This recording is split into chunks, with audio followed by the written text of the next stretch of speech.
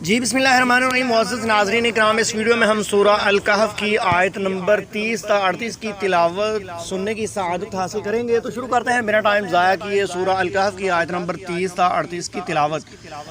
अऊज़ु बिल्लाहि मिनश शैतानिर रजीम, बिस्मिल्लाहिर रहमानिर रहीम। इन्नल्लज़ीना आमनू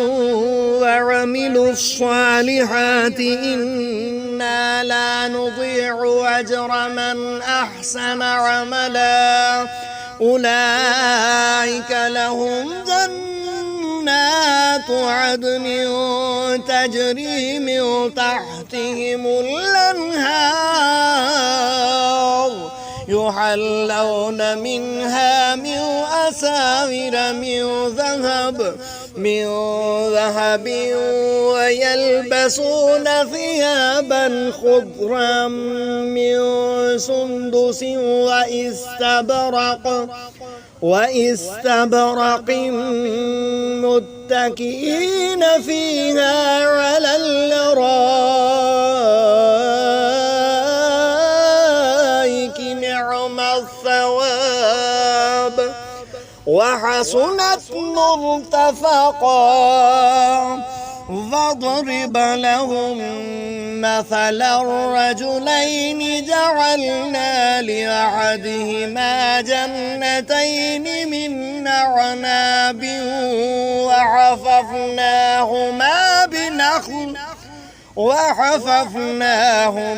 بنخل وجعلنا بينهما زرعا كلتا الجنتين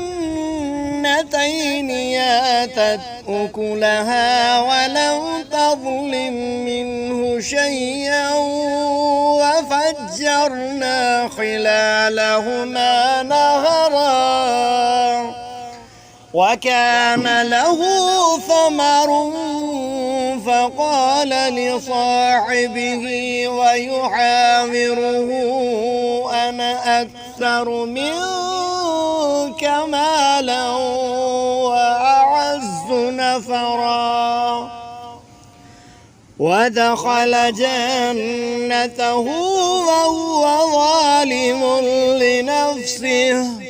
قال ما أظن أن تبيد هذه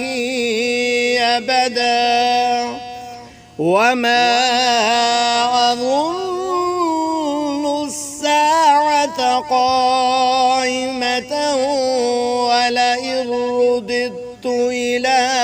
ربي لأجدن خيرا منها منقلبا قال له صاحبه ويحاوره وكفرت بالذي خلقك من